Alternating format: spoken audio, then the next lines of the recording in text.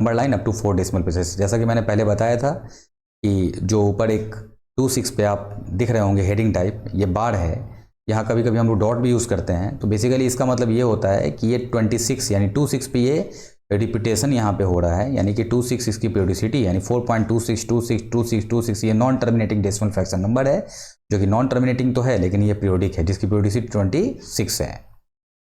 तो अभी ये है कि visualise 4.26 on the number line up to 4 decimal places, यानी कि हम लोग को 4.2626 तक इसको यूज़ करना है 4 डेसिमल प्लेसेस तक। तो हम लोग देख सकते हैं कि ये नंबर 4 से तो ग्रेटर होगा और 5 से लेस होगा, ये कंफर्म है। तो हम लोग नंबर लाइन पे 4 और 5 के बीच में इसको देख सकते हैं। अब 4 और 5 के बीच में भी हम लोग क्या करेंगे, एक सर्टेन गैप्स को यहाँ पे फॉर्म कर लेंगे, जो कि 10 गैप्स में होगा। 1 2 3 4 5 6 7 8 9 और 10, 4.1 4.2 4.3 4.4 4.5 4.6 4.7 4.8 4.9 and 5।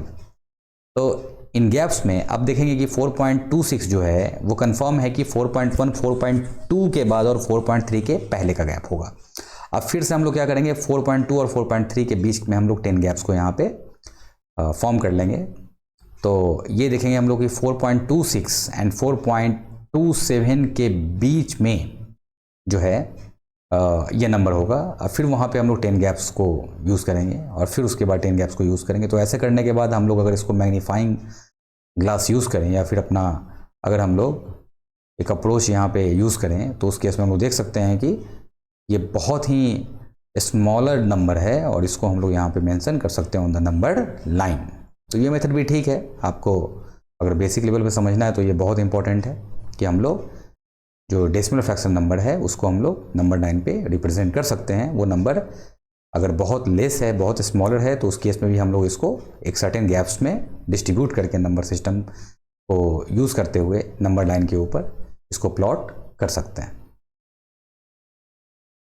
Now operations on real numbers. The first is the sum of a rational and irrational number is irrational. ये जो इंपॉर्टेंट पॉइंट है ये आपको ज़रूर देखना है कि the sum of rational and irrational number is irrational, the difference of rational and irrational number is irrational. ये ठीक है, the sum of rational irrational, अगर रेशनल और इरेशनल नंबर का जो सम होगा वो ऑलवेज हम लोग क्या देगा, एक इरेशनल नंबर ही देगा। अच्छा, जो डिफरेंस है रेशनल और इरेशनल का वो भी हम लोग को इरेशनल ही देगा। The quotient of non zero rational number with an irrational number is irrational.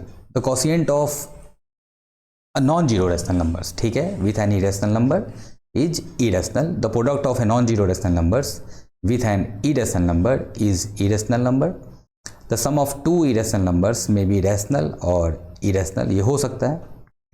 जैसे सपोज करो the sum of two irrational numbers may be rational और irrational।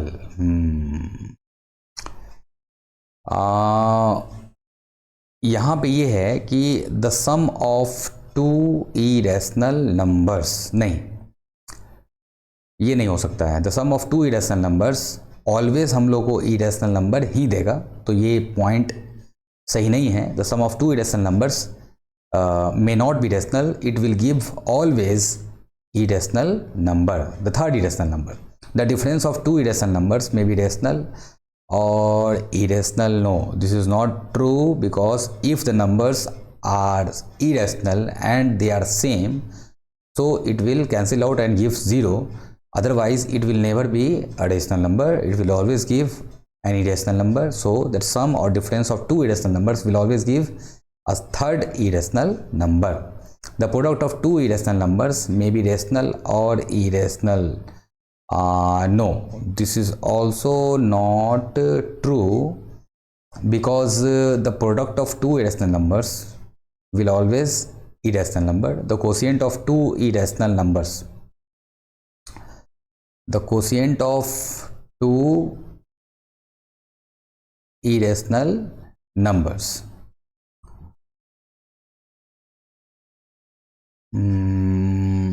the second last point is the product of two irrational numbers may be rational or irrational.